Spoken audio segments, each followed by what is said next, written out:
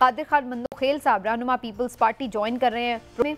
उनसे peoples party की भी स्ट्रैटेजी जानेंगे, ओवरऑल जो मुल्की हालात हैं, सियासी हालात हैं, उसके ऊपर उनका जो ओपिनियन है वो भी जानेंगे और इसके साथ साथ ये भी बात करेंगे कि किस तरह से मुल्क को इस बहरान से निकाला जा सकता है। कादिर साहब, आपका बहुत बहुत शुक्रिया।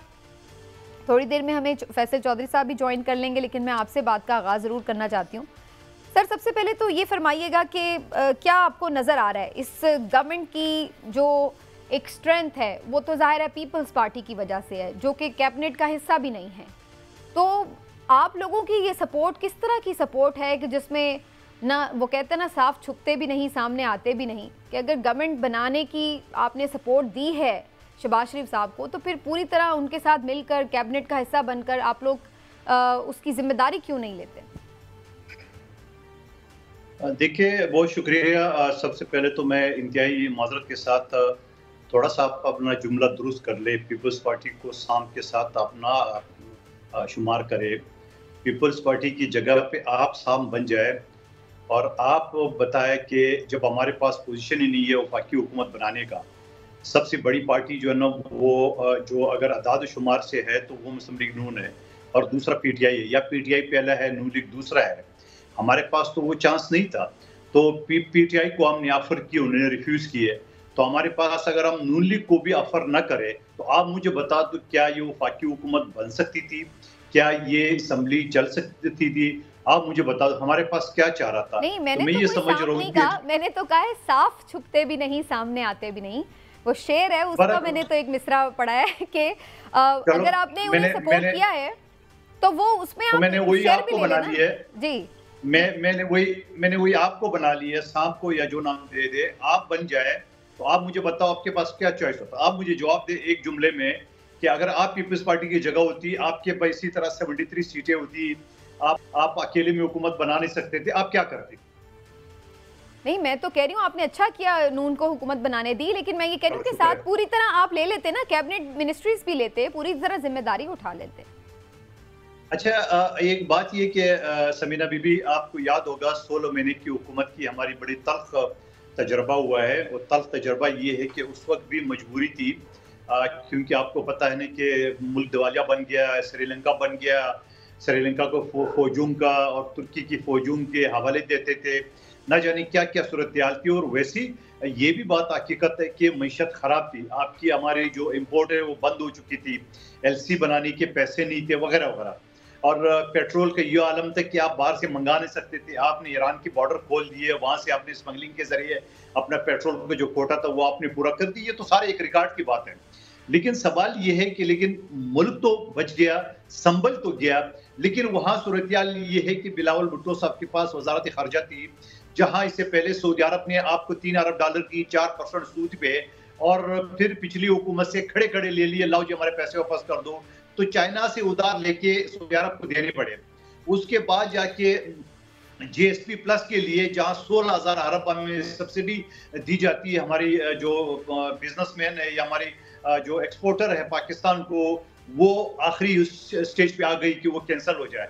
उसके बाद अगर आप IMF का देख रहे हो तो ये सारी सूरत फिर एज ए वजीर खारजा बिलावल साहब की परफॉर्मेंस आपके सामने, मगर as a finance minister Ishaq Dar की परफॉर्मेंस आपके सामने है, मिफ्ता इस्माइल की आपके सामने है। वो दोनों आज तक एक दूसरे के साथ लड़ रहे हैं, आपके सामने की सूरत हाल।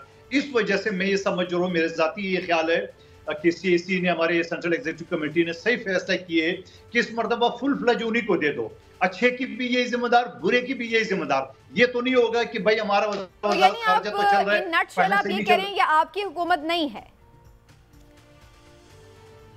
आप अगर मुझे उस मुद्दे पे लाना चाहते हो कि हमारी हुकूमत नहीं है तो नहीं है, हम वफाकी हुकूमत को सपोर्ट करें, हमारी वफाकी हुकूमत नहीं है, ये तो क्लियर अल्फाज है। ये मुझसे उगलवाने की तो जरूरत ही नहीं है ना मोहतरम। वो इमरान याकूब साहब से पूछे, किसी और से पूछे, तो क्लियर कट है कि वफाकी हुकूमत हमारी नहीं है, हम सपोर्टर है। ठीक है, चले मैं पूछ लेती हूं काद साहब, ये बड़ा सस्पिशियस सा एक लफ्ज है वैसे तो, लेकिन अक्सर लोग ये कह रहे हैं कि पीपल्स पार्टी बेसिकली बड़ी अच्छी पॉलिटिक्स इस वक्त कर रही है। उन्होंने जिम्मेदारियां भी नहीं ली, लेकिन गेम चेंजर भी वही है। जब चाहें वो अपनी सपोर्ट अगर पीछे कर लें तो धड़ाम से हुकूमत गिर सकती है, और वही जो बात चौधरी साहब कह रहे हैं, सीढ़ी खिंच सकती है। तो तो ये सीढ़ी खींचने का कोई एलिमेंट आप लोगों ने रखा हुआ है अपने हाथ में या नहीं? चौधरी साहब मेरे बड़े मोहतरम हैं, मेरे बेटी भाई है।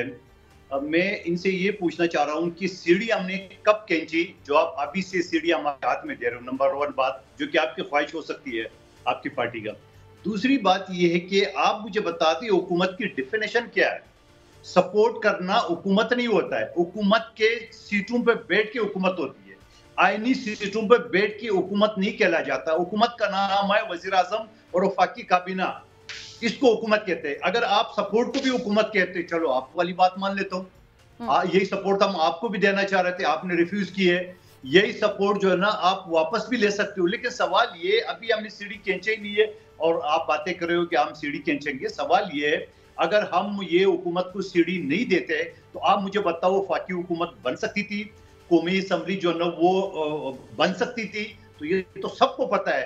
लेकिन मैं ये कहना चाह रहा हूं कि पीटीआई की अभी भी अगर ख्वाहिश है, अभी भी ख्वाहिश है तो ये बात कर रहे।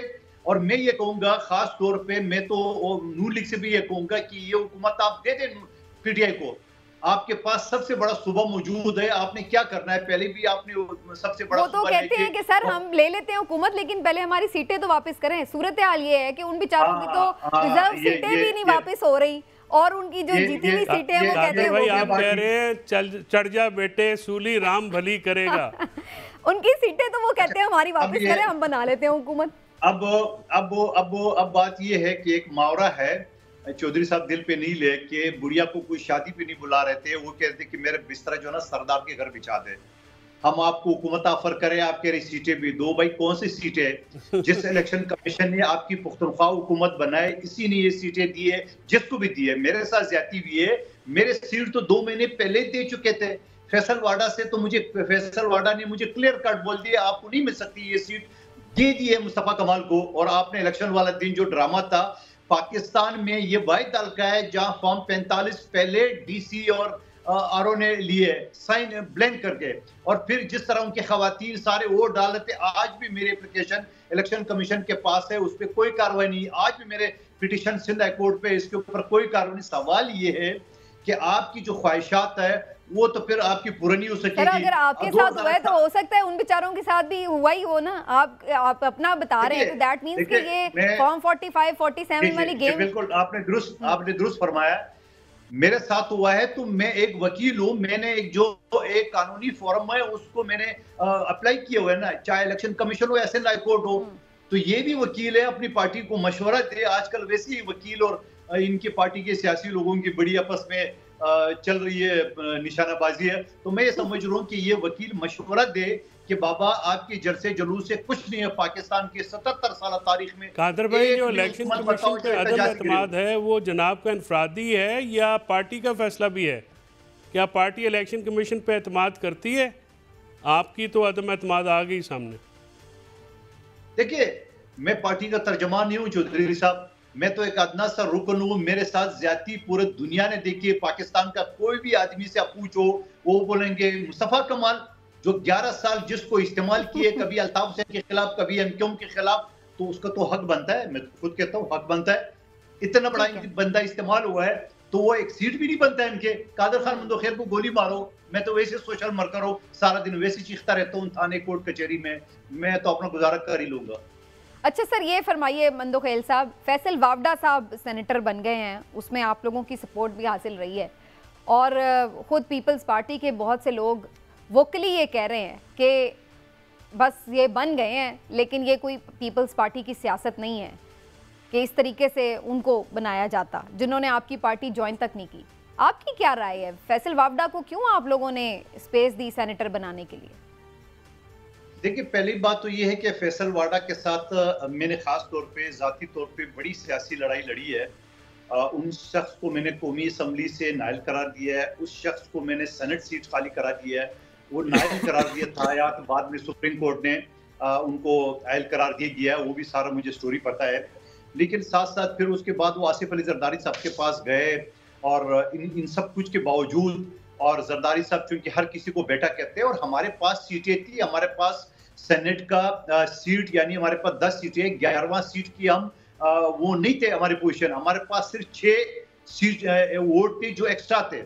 एमक्यूएम के पास 37 थे, तो एमक्यूएम के पास 6 मिला के तो जाके एक सीट बन जाता। तो वो एमक्यूएम ने उनको तायद कुंदा तजवीज़ को दे दिए। हमारे पास जो एक्स्ट्रा 6 वोट थे जो कि वैसे हमारा कोई मेंबर बनने से वो हमने दिए।